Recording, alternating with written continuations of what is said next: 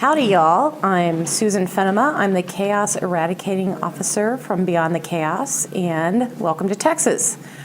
I am new to the Xojo community, so I wanted to share a little bit about myself.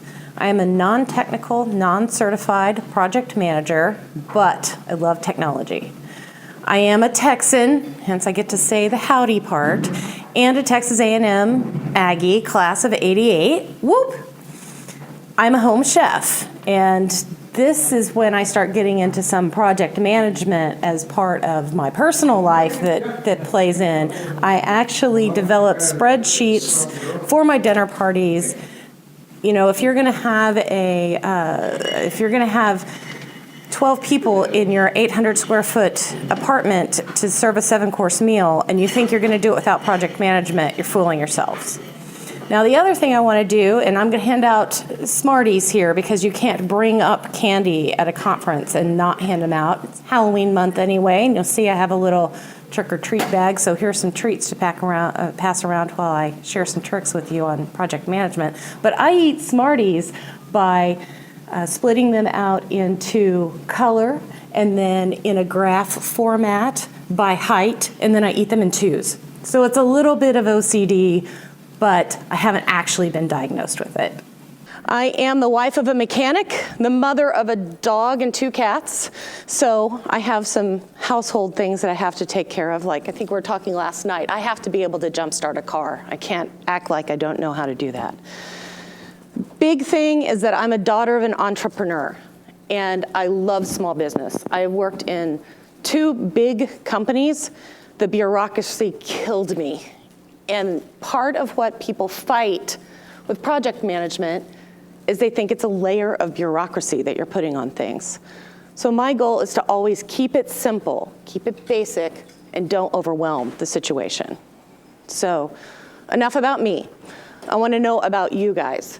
How many of you are in-house developers? You work for a company? Show of hands. Oh, that's a lot more than I thought. How many of you are one-person business, you're an independent developer? Okay, we're gonna be a good split. And then the others, you own your own businesses, multiple subcontractors, that kind of thing working for you? Great. So how many of you struggle with finishing your project? Okay. Anybody who says they aren't is probably not telling the truth. What about managing the scope? Scope problems? All right. What about getting pulled in multiple directions, not knowing what to work on next? Oh, wow. Okay. This isn't surprising, you're not alone. There's a reason I'm asking these questions. Okay, and I've already asked this one really, if you work with subcontractors, do any of you have team members that you want to delegate to that you don't know how to? All right. All of these things are going to help you get there. What about a way to keep things organized, to get that clutter out of your head so you can focus on the task at hand? Only you? I don't believe that. Right. Do you waste time justifying the hours you've billed? Explaining to your client what you did, why it took that long, that kind of thing? I'll give you a little hint on that one. We're going to talk a little bit about value pricing at the end and not billing your time, but that'll just be a little snippet, but it's coming at the end. So basically, is your business running you or are you running it? Are you letting it control you or are you taking charge of it? With some of the things I'm going to talk about today, we're going to get you more in charge of running your business. And if you are an in-house developer, these things can apply to you too. You're still working on projects. You still need to complete them. You do have in-house clients. So think about it from that perspective. So what's the root problem? All businesses have the same challenge. This isn't only development companies have this challenge. A catering company has these challenges. You want to be able to repeat your successes. And without reinventing the wheel, without figuring out how to do it again. And you want to avoid the disorganization that comes with that. So we do this by not adding bureaucracy, but by adding structure to what you do. Just a simple structure. Some basics of structure that you want to use in your business will be policies. Now, policy is really for multiple person companies. You don't need to write a policy for yourself that tells you what your rules are. If you have multiple people that you're working with, you want to make sure that everybody's on the same page, everybody knows what time the day starts, those kinds of things. It's a policy for multiple person teams. You will also have process and procedures that you want to follow. And these are going to be, these you can even use as an in-house person or as an independent developer. It doesn't require, multiple people, but it will help you be able to get them involved. You want to have some form of a project management process that you're following on a regular basis, a system. And with that will come a way to avoid the interruptions. Interruptions are going to happen. There's no way to prevent them, but how do you manage them? That's really what we're after here. So let's talk a little bit about the difference between these things, policy, process, and procedure. A policy is rules for multiple people. When's your vacation days? What do you do if you're sick? How do you handle travel? Those are policies. There's rules. They're rules. They're not really for negotiation. You're not putting judgment into them. Just how you want your business to run. A process is a system. It's how you do things so that you can do them over and over again. It might be how you want your receptionist to answer the phone. It might be how you want, if you're a catering company, how you want your wait staff to talk to the guests. Chick-fil-A, they always say, "My pleasure," when they're done serving you. That's a process that they've put into place. A procedure is a checklist. Think of it as an airplane taking off, right? The pilot needs to check off everything on the list. It's in front of them. These pilots do it every day. They know what it is, but it's written down. They check it off so that they can go quickly and not forget anything. That's what a procedure is for. So let's talk a little bit about processes. First, why are they needed? Main reason is to repeat your success. And everybody knows that you make mistakes when you're working in your business, when you're working on your software.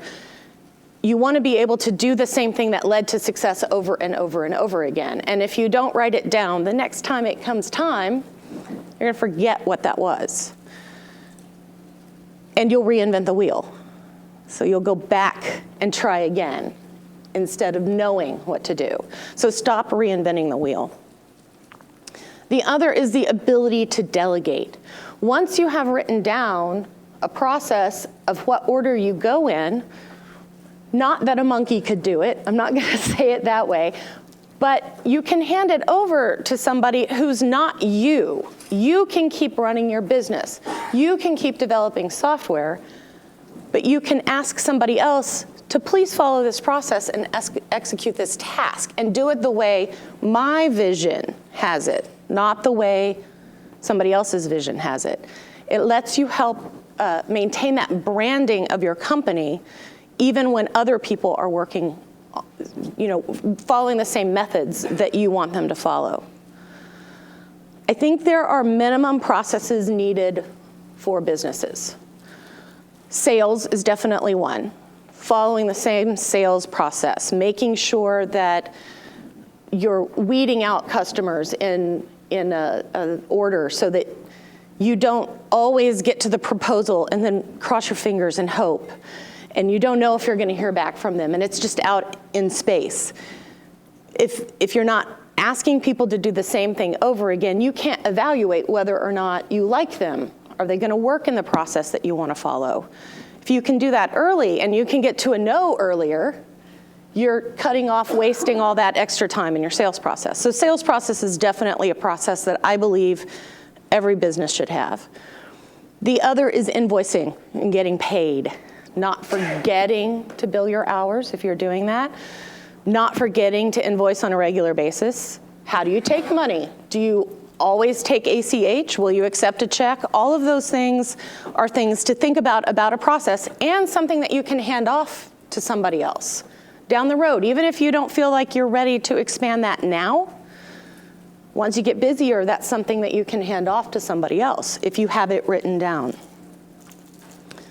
Projects is another big deal. The way to accomplish a big thing is to do all the little things that make it up. And those are the things that get in our way, that clutter our head. So if you don't have a project management process, how do you open a job? How do you have some general milestones with deadlines that your client understands and agrees to, and you're on the same page and they're not freaking out about what's going on? And closing a project. How do you close it? How do you end? A project has to end. It's part of the definition of it. Beginning, end, not going on forever. That's a maintenance agreement. Totally different thing. So there are some tools that can help you with this. And I'm going to ask you to repeat after me on this one. Email, not a project management tool. It's not. It's just not. If you're doing it that way, you're doing it wrong. And I can tell you that point blank. It is a way to get things lost, to make sure that nobody knows when something's due, to make sure things spiral out of scope. Budgets are going to get toppled, everything. Don't use your email as a project management tool. There are plenty of softwares out there. I'm sure you guys are smart enough. You can probably build your own for yourselves in Xojo if you want. But Basecamp is that's the one I like the most. And it's the one that I've used the most. It has a simple structure. Similar to Xojo, it's a nice base that you can then put your process on top of and build out and build a structure to the way you want your project management to work. I always recommend, this is a big one, that you have weekly status meetings with your clients, depending on how long your project is. You know, if it's shorter, maybe you don't need that many, but making sure that they know, when is the next time I'm going to talk to you? Where are we in the process? What are the questions and answers that we might have to exchange? Here's a big reason for that. It's going to prevent interruptions. If they know they're going to talk to you on Monday, they're not going to call you Thursday and interrupt your day. They're not going to email you over the weekend with details that they could share with you at your status meeting. They're going to know in their head, oh, we're talking on Monday, I'll bring it up then. It serves two purposes there. Another tool, and people don't think of it as a tool in a project management process, is your proposal. How you are defining the scope, the budget, and the timeline in your proposal is part of how you're going to manage your project. So making sure that's clear and the client is aware of it up front is very important. Now, I'm going to go into some project management tips now if you're using Basecamp as an example, as your software. Each client needs its own project. Don't try to get the cheap version and only get the one and try to do it all in one thing. Each client needs its own project. You can interact with your clients through these kinds of softwares. And you want to keep that confidentiality. You want them to know it's only us in here, nobody else can get in here. And that keeps all of your things for them in one central place. The other is to make sure that any to-dos that you're setting up have dates. If you just put a whole list of to-dos together, all you're doing is creating a list of dreams. You only have a dream, or you only have a goal when you have a deadline. Otherwise, you just have a dream. So put some times on those things, set some deadlines. They also need a person responsible for them. If nobody knows it's due on this date or that they're responsible for it, then it's going to be very hard for them to meet that expectation. So make sure that you have a person and a date assigned. One suggestion I have too, because as developers, I know that one step that's a milestone that your clients might like to see, like testing starts this day, right? We're gonna test this day. There's your milestone for your client. Well, you've got a list this long, right, of all the things that have to do just to prep it for testing, not even about the development of the whole thing. This is an opportunity for you to set a milestone for that, set some subtasks, and those subtasks don't necessarily, you don't need to schedule and put a due date on every single one of those little things. That milestone is the important thing to remember. That's also the communication with your client so that they know what's going on. They can count on you for that. Lastly, and I'll recommend, not just because I do this, but even if it's not me, get a professional to help you set up your project management system. You guys would laugh at your clients if they said they were gonna get a copy of Xojo and build it themselves. Get a professional to help. If you start with a good template and structure, you'll be a lot better at being able to execute it. All right, let's talk a little bit about milestone settings, or milestone setting. When you start the project, you'll want to start with when it's due, right? And build backwards for those milestones so that you know you can meet the date. Sometimes you might find that, oh, wow, I kind of overshot that, right? How on earth are we going to accomplish all of this in this time frame? If you get to that point, don't freak out. Talk to your client, partner with them. You'll be amazed at when you talk to them up front and explain, you know, listen, I think we're going to need 2 weeks longer than I expected, that they will be fine with it. If you tell them when it's due that you needed 2 more weeks, now they're mad. So keep that in mind. If there is no due date set from your proposal, for example, you can also build the other way. So you can look at, oh, I couldn't start this project for 3 months. They knew that. I'll start scheduling from there and schedule out. The important thing is to get a schedule. I hope you're kind of getting that part. That's how you keep in scope. That's how you keep in budget, is to have a timeline. Meet your deadlines after you've set them, or communicate them in advance.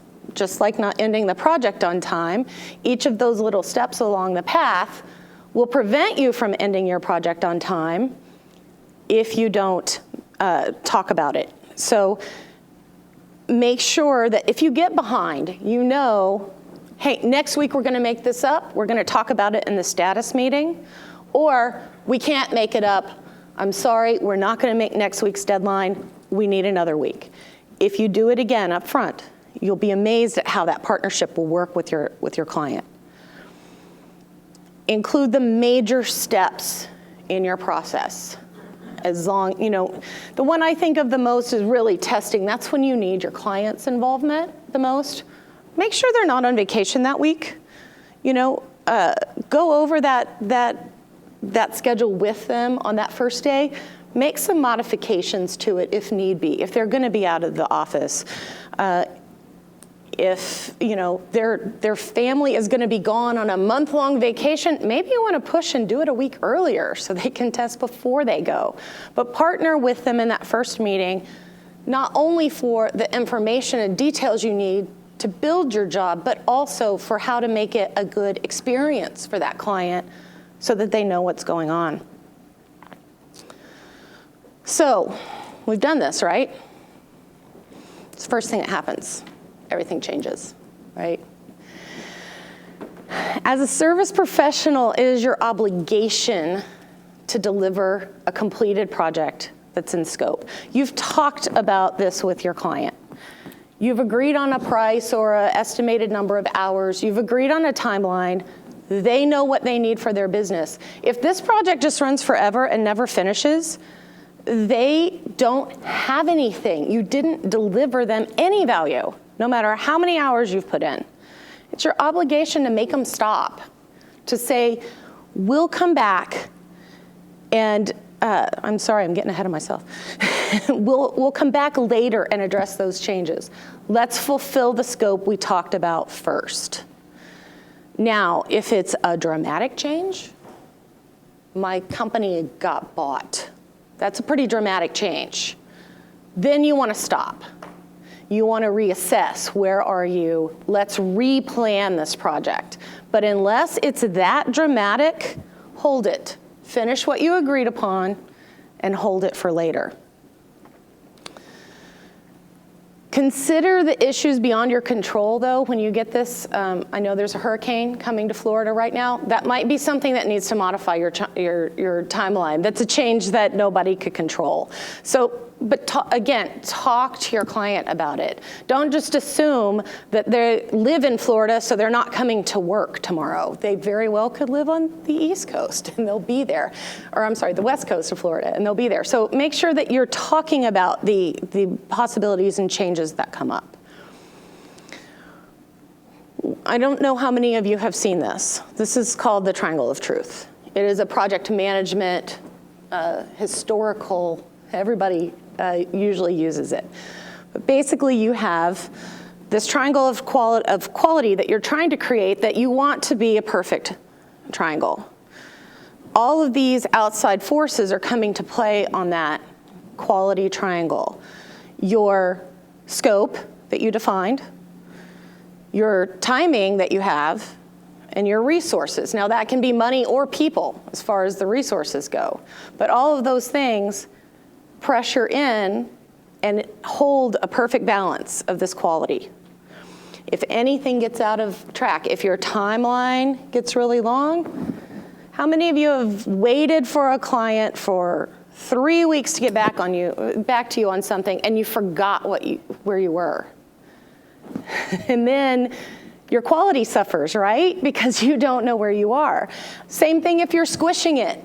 You know, oh no, we got to do it faster. Okay, well, if you've got to do it faster, you're going to forget something. You'll overlook something. It won't be tested as well, all of those things. The timing affects it. The scope affects it. We started adding a whole bunch of things. We didn't extend the timeline. We didn't extend the price. We didn't add more people.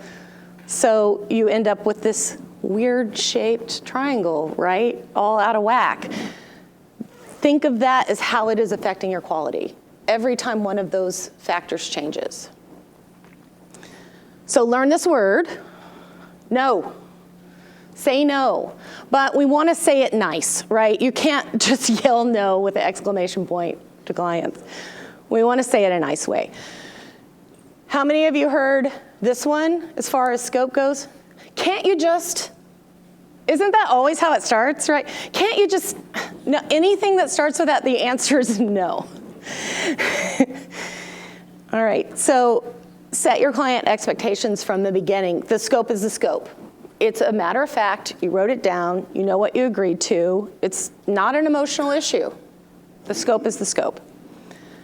Your timeline is based on that scope. You built your timeline and your turnaround, everything based on what you agreed to do. Any changes affect your price. So there are your budgets. However you're billing, whether you're billing on a fixed price, a value price, an hourly rate, changes affect the price. You want to make sure that you're setting clear, that you're having clear communication with consequences to your clients. So if they don't get back to you for 3 weeks, that is your fault. You should tell them, if I don't hear back from you in a week, I'm going to assume that everything's good and we're moving forward. If you have a change later, that's going to cost you money. You can say it a little nicer than that. But if you put it in that framework that they understand that their delay causes issues, causes delays, causes them to pay more money, they're going to respond a little bit better. But if you don't set those if you don't have that clear communication with them up front, all right, I'll wait to hear back from you when you're ready. It can drag out forever. But the important thing is give your clients a way to dream. You also don't want to say no so much that they think they can't change anything, that they think they're stuck with what you've given them, that this is it, it's all I get. Give them a way to dream, and I do that by creating a wish list. If you're using Basecamp, you can actually make a to-do list called wish list and put the things on it. You can also handwrite it on a piece of paper if you're that old school. Does anyone still write on paper? So you can use that as a way to dream. And let me tell you some benefits of having this wish list. Your next project's already built. You already have a list of features that they want. You're ready to take the next step with your client. So more business comes out of it. And that will result in a change order, right? Now, there's some ways to write these change orders. It can be individual tasks off that list if it's a big thing. It could be a group of them that naturally go together, or you could take all of them and make it a full-fledged project instead of a change order. But a change order has all the things in it that a proposal does: scope, timing, budget. So you're starting a new project. You finished the other one. That's what we were trying to get at. And now you're ready to start another one. Another method is a change bucket. A lot of times people use this for a maintenance or a support agreement. You know, when you don't know what the changes might be, but maybe you want to shore them up and have money on deposit, and that buys your availability. That you have their money, they're buying your availability to fix their upcoming things on the fly. I mean, none of us are going to look at a software that we developed in 5 years and say we're going to fix that for you for free. So you want to make sure that they understand that there's a longer support. And we also all know there's going to be bugs in custom software. So make sure that they know that this is how you're dealing with that you can have these long-term agreements. But when you do the money on deposit, you want to be available to them, okay? That means that when they call you, you can't say, I'm working on something, I'll get to you in 3 months. If you're doing it that way, you need to respond in a couple of days. Part of all of this is not only project managing your clients to their success, but you have to project manage yourself, your business, your life, so you can have a life, right? None of us want to be working 14, 15 hours a day. If you're using Basecamp, create a project for your business and start setting up all of the operations that go in there and put due dates in it. Remind yourself that, yeah, we send out Christmas cards and I need to be thinking about this in November. Not, oh no, it's December 15th, I haven't done that yet. Okay, so make that part of that as well. And if you do it in Basecamp and you're managing all of your other projects in Basecamp, it's gonna make you a natural to-do list forever so that you always know what's coming up. Other things I suggest are blocking out time on your calendar. Make a meeting with yourself. So if you have to write a proposal for a client, block out the 2 hours or however long you need, and make an appointment with yourself and make sure you sit down and do that. You can schedule that in the time of the day that it works best for you. So if you're more creative on proposals in the mornings, put it on your calendar at 9 a.m. If you write code better in the mornings, you can block time for coding. And don't let people take that time. Schedule your meetings for other times of the day. It also is an easy way to manage an interruption. If a client calls you and you answer the phone and you say, you know what, I'd love to talk to you, but I have a meeting right now. You're not really lying, you do. You said it with yourself, and you can then feel a little bit more comfortable in knowing the structure of your day and giving that answer. Another part of this is to look at your to-do list, your calendar for the next day, not at the beginning of the day, at the night before, so that when you come the next day, you're hitting the day running. You're not starting by figuring out what I'm supposed to do today. You're actually, you know what you got to do. So when you're doing that, here's a big one, and it's probably a big one for everyone in the room. Be realistic. Don't overpromise and underdeliver, even of your own time, even for your own internal deadlines. That's why you do it the night before. Reset it. It's a lot easier to say, this isn't that important. I can do that in 2 days. I'll just move that 2 days from now, than being overwhelmed in the morning and not even knowing what's going on. So make sure you're doing it the night before. So we've planned everything, right? It's going to be interrupted. Dwight Eisenhower said, in preparing for battle, I have always found that plans are useless, but planning is imperative. He planned one of the things that I can't even imagine planning D-Day, and they moved it because of weather. Can you imagine? And that's why you have all the planning done, is because then you know what you have to move. You know what you have to change. It's a lot easier to decide what can wait if you already have the plan. What you have to change if it's already there. So if you become overwhelmed, you also have the ability to go back to your list. I worked at an advertising agency for about 10 years, and I had a lot of young project managers that worked for me. They would come in and they'd be completely overwhelmed, and I'd say, great, show me your to-do list. What's on your docket? I don't even know. Okay, we'll go back to your office, sort that out, and then come talk to me. And every single time, they were fine. As soon as they got that list built out, they were fine. They knew what to do. So always go back to the list. When you're interrupted, knock out little things quickly. So if somebody asks you a question, don't write it on your to-do list to answer this question tomorrow. Answer the question. You've already been interrupted. That part's already done. So get the little things done.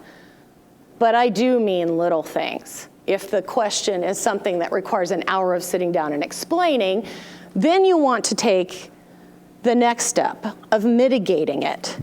So you want to be able to say, hey, listen, I'm on deadline right now. I can't really talk about this right now. How about tomorrow at 2 o'clock? Or whatever time you can make in your schedule. This makes the person feel heard. It doesn't make them feel overlooked. And it now lets you get back to planning your day tomorrow with that meeting in it, instead of interrupting what you had scheduled to do today. So, what's the most common interruption? Come on. Phone? What about email? Email is a big one. And part of it is because none of us are very good at policing ourselves and turning it off. Phone as well. You have voicemail, right? In general, people in their heads subconsciously, if they send you an email, they expect to hear back within 3 or 4 hours. If they call you, they expect it to be immediate. If they text you, they expect it to be immediate.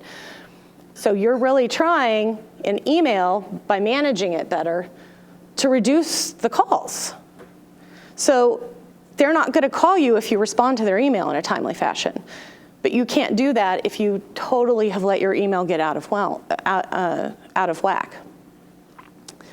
Schedule when you go through it. And this is also a good way to set expectations with your clients, is to even have an automatic response that always goes out that says, I check emails at 10, noon, and 2, whatever you decide, and I'll be back to you then. That's going to help avoid that, oh, they didn't get back to me fast enough, I'm going to call them and interrupt them. It's going to give you a little bit more leeway to answer that on a regular basis. As you're going through, and remember, part of this is that you're not using your email to manage your project, so none of it's going to be that urgent. Remember, we're already setting that up differently. When you get your emails, and at those times that you're going to sort through them, remember that decision-making is the key to moving through them. Do it quickly and move forward. There are only 5 ways to mark emails. Respond to them, file them, junk them, which is probably half of what we all get now, flag them because there's something that takes a lot of thought, a lot of effort. Perhaps it's part of your sales process that you need to come back to, or delete them. So there's only 5. Those things you flag, they can go on your calendar to do a different day. Or maybe you respond to everything you have to think of at a specific time. Empty your inbox after every review. Who has inbox 0 today? I got some people. How much of a relief is it, right? If you're working in this environment, email is no longer scary to you. It's not, oh no, I gotta open this and what's gonna happen. You're on top of it, you feel good. When you come in to check your email at those blocked times, it's manageable. You don't have 400, you have 4. Maybe not 4, not more than 40, all right? So that takes some of that clutter out of your head as well. One way to do this, I talked about setting up the automatic responses, but also schedule your outgoing emails. Probably none of us in this room have sent an email at 11 p.m. or worse, 3 a.m., when we shouldn't be working. And we've set an expectation with our clients that we're working in the middle of the night. The other thing you've told them is, I work on your stuff when I'm tired, okay? Be careful about that. That projects something. And here, how about this one? I've sent an email to my client at 11 and I'm signing off and going to bed, and they replied back. Now I'm in an email conversation with my client at 11 o'clock at night, not what I wanted. There are plenty of tools to schedule. Many of us are on Macs, although I saw a whole bunch of people on Windows too. There are plenty of tools. I use Mail Butler with Mac Mail to schedule mine. Just schedule the outgoing emails to go out at the next time that you had told everyone in your automatic email that you check messages. You don't have to not do it at 11 o'clock at night, although it'd probably be healthier for all of us not to. Schedule it to go out. And that expectation then set with your client that this really is, when I'm looking at it, it's gonna help you with the interruptions a lot. All right, so I told you earlier that one of the things that I was going to talk about a little bit is value pricing. I worked for a value pricing guru for 6 years, and I watched it work. And it does work. And as an employee, it's great not to do timesheets. It's great not to spend that time 2 weeks later trying to figure out what you did and how many hours it was, because it's not a real measure anyway. Okay, so what is value pricing? It's prioritizing the outputs for your client versus the inputs of you. Okay, so what your client gets is more important than how long it takes you to do it. Nobody really cares how long it takes you to do it. And as experienced developers, you're faster at it, right? So you're making less money by the hour because you're better. And shouldn't they be paying more because you are? Because you know what the pitfalls are, you know how to avoid some of those things? Think about that as part of it. So the solution the client gets is their output. That's the thing that's saving them or making them money. They are not asking for something to be developed because they think it's fun.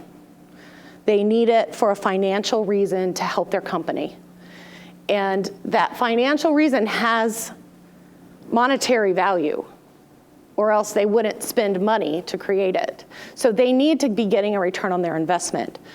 And that's really what value pricing does, is the theory of it is that the developer or the business owner or the provider is capturing a small percentage of the overall ROI that the client is getting from it. There are some huge benefits for your business to this. One is no more time tracking. Imagine if you didn't care how long it took you to do things. That is not the, uh-oh, what happened? Can you all see over here? Okay. Imagine if you didn't have to worry about it. It doesn't matter how long it takes. That does not equate to, I miss my deadline. That's not the same thing. Duration is not the same as the input of how many hours. So no more time tracking. You don't have to mess with it. No more sending an invoice and ducking. No, please pay it. Please pay it. Don't ask me about it. I know it's a lot of hours. Please pay it. You don't have to do that anymore. Most value pricing projects are paid up front. So you get the full money before you even start. One of the benefits of that as well, your money conversation's out of the way. You're done talking about money, how many hours it's going to take, all those things. You don't have to have that conversation. You're left to develop a relationship with your client and focus on delivering the value that you agreed up front that they would get from the product that you're building for them. It also forces you very much to want your projects to stay in scope, right? It makes it a lot easier to say, I gave you this price based on these things. If something's got to give, I can't do that as part of this. That also doesn't mean you're really tough and you won't make little tweaks. Of course you'll make little tweaks. That's not the same thing as a change. If you're not sold on this, that's okay. I'm actually not here to convince all of you to change your business model. I'm not in that business. I'm just here to expose you to that. One way you can try, though, without getting into the sometimes invasive and uncomfortable Q&A that you have to have with a client before you've delivered or developed a relationship with them in value pricing, is to try a fixed price project. It's a good step. To be able to value price, you have to know what the value is, and that sometimes involves asking, are you going to lay off somebody? How much does that person make? These can be very intrusive questions, and for an inexperienced person doing it, it can feel very invasive, and it can feel awkward. And that's okay, everybody does start out that way. It will become more comfortable as you get there, and part of this transition, too, is changing your mindset from, I develop code, to I help businesses. I am a consultant helping a business improve their business. So it's a little bit of a philosophy change in the way that you think about your job as well. Yeah? So you said value pricing typically is paid all up front. That's a hard nut to crack with a lot of businesses, because as a company, if I was hiring someone from the outside, I'd be happy to do it in increments, but I'd never pay for anything up front. So that's something that you can negotiate. So you can ask with a value price, this is the amount it's going to cost to deliver the whole thing. We take 100% up front. Excuse me. And then now when they say that, you say, yeah, I can work that out with you. So we'll make 3 payments over, every 6 weeks. You can work that out. So like buying a construction project, there are milestones. And when you achieve the milestones, with a value price project, I would recommend not tying payment to milestones, because you're getting out of the philosophy of the money conversations out of the way. Now, as the client, you can still hold it if you don't feel progress has been made or anything like that. But so it gives the client that feeling, but I wouldn't tie it to a milestone. I would just tie it to a duration. I would say in 2 months it's this, and 2 more months it's this. And I would never, ever, ever tie it to the end, because that inspires your client to find bugs until the end of time so that you don't finish it. You want to finish it and deliver it without that being held over your head. Like I said, I am not the how you change your business to a value priced business guru, but who I used to work for is. His name is Kirk Bowman. He owns a company called The Art of Value. If you go to artofvalue.com, you will find tons of free resources. I think he has over 99 podcasts of how to do this, the philosophy of it, how to overcome. Tim's on 2 of them. So you'll be able to see, and his background is software development. So he has that in common, so it works for that. All right, I have A few things to recommend to you guys as far as software as a services, SaaSes, that I have a whole blog post on this. I'll give you the link to that later of other things that can help, but I'm going to run through just a top few that can help you be more organized in your business. Basecamp is by far the #1 that I recommend. There are others. Teamwork is one that works. You can use Microsoft Project, but please don't ask me to help you if you're going to use that. I'm not interested. All right. The other is some sort of a CRM for your sales. I like Highrise. One of the things I like most about Basecamp and Highrise, they're owned by 37 Signals. I think actually Highrise is a branch of it, but their customer service is so amazing. If you have a question or something you just don't know how it works, they'll email you back within minutes. You can tweet to them and ask questions. They're very, very good at that, and that really can help you sometimes when you're trying to get over a hump. Another one that I totally recommend, if you're not using it, get it. It's called Grammarly. It's a plugin for Google Chrome. And it will spell check and grammar check anything you type into any window in your browser. Huge. It even helps with Facebook posts.